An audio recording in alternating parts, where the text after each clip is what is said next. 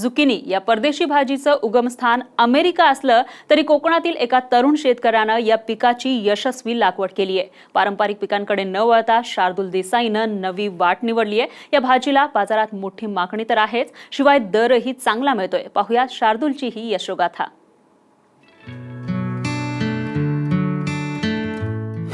सिंधुदुर्गातील तरुण शेतकऱ्याचा वेगळा प्रयोग, केली परदेशी भाजीची यशस्वी लागवड।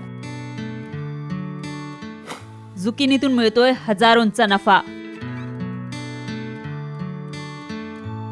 हा आहे शार्दूल देसाई, वैभववाडीतील एक तरुण आणि प्रयोगशील शेतकरी। शार्दूल सध्या महाविद्यालयीन शिक्षण घेत असताना शेती देखील करतो। पारंपरिक पिकातून होणाऱ्या तोट्याच्या शेतीवर त्यानं एक उत्तम पर्याय काढलाय। शार्दूलनं आपल्या 32 गुंठे जमिनीवर झुकिनी या परदेशी भाजीची लागवड केली आहे।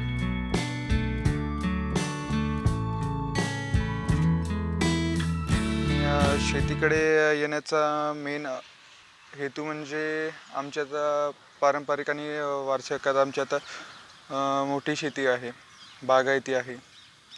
त्याचबरोबर आजच्या घडीला नेमकं आम्ही आता हे झुकिनीची लागवड केली आहे।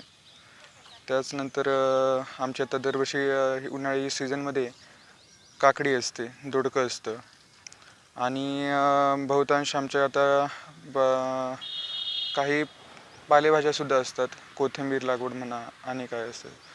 तर आजच्या घडीला हा आता झुकिनीचा विचार करण्यामागे उद्देश असाच होता की स्थानिक भाज्यांचं स्थानिक मार्केटिंग हे आपल्या इकडे जास्त प्रमाणात होत नाही।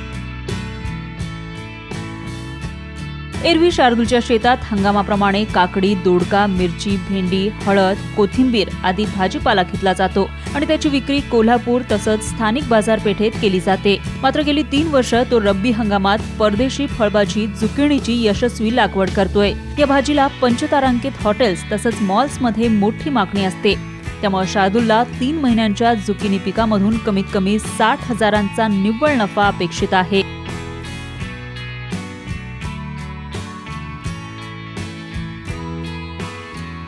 लागवड करून आता हे शेवटच्या आता मध्यांकन टप्प्यात आलेलं आहे। पूर्ण लागवडीपासून एक 40 ते 45 दिवसात ते धरायला सुरुवात होतं। त्याचा पूर्ण लाईफ स्पॅन हा 90 दिवसाचा असतो। 9 दिवसामध्ये 40 दिवस हे त्याचे वाढीचे असतात आणि पुढचे जे मिळकतीचे दिवस आहेत ते फक्त 50 दिवस आहेत। आणि त्या 50 दिवसात पूर्णपणे नाही म्हटलं तरी 3 टनाचं ते कव्हरेज तोडा आपल्याला देऊन जातो। 60 रुपयेपर्यंत किमान आणि कमाल तरी तुमचा 70-80 पर्यंत सुद्धा जातो केव्हा केव्हा। खर्च वजा धरता मला एक 50 ते 60,000चा निव्वळ नफा आता मिळू शकतो।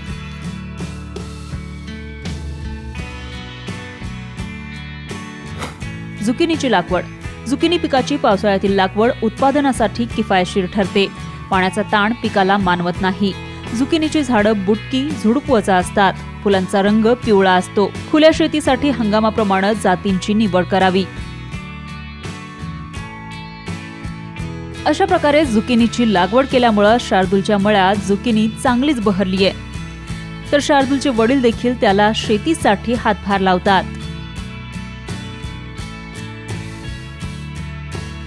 ह्याची लागवड आहे ती 3 फुटावरती एक सीड असं आहे। ते झुडूपवर्गीय शेतीमध्ये येतं, त्यामुळे त्याला मोठा कव्हरेज लागतो। कॅनोपी त्याची मोठी येते, त्याच्यामुळे त्याला ती एक ड्रिपर सोडून एक असं 3 फुटावरती लागवड करावी लागते। पहिले 10 दिवस हे त्याचे मेन ग्रोथचे असतात।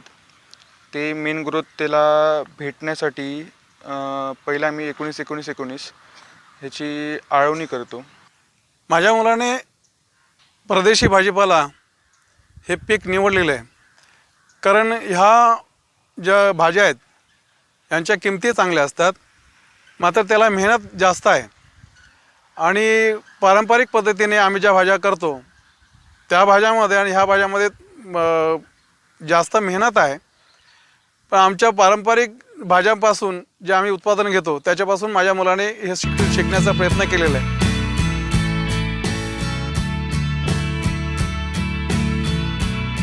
कोकणच्या मातीमध्ये परदेशी फळभाज्या चांगल्या पिकतात हे संशोधनाअंती सिद्ध झालंय. शिवाय शेजारच्या गोवा राज्यातून परदेशी फळभाज्यांना मागणी जास्त आहे. त्यामुळे तळ कोकणातील तरुण शेतकऱ्यांनी अशा प्रकारे पीक बदल केल्यास फायदा नक्कीच होईल. ब्युरो रिपोर्टसह अनंत पाताडे, साम टीव्ही, सिंधुदुर्ग.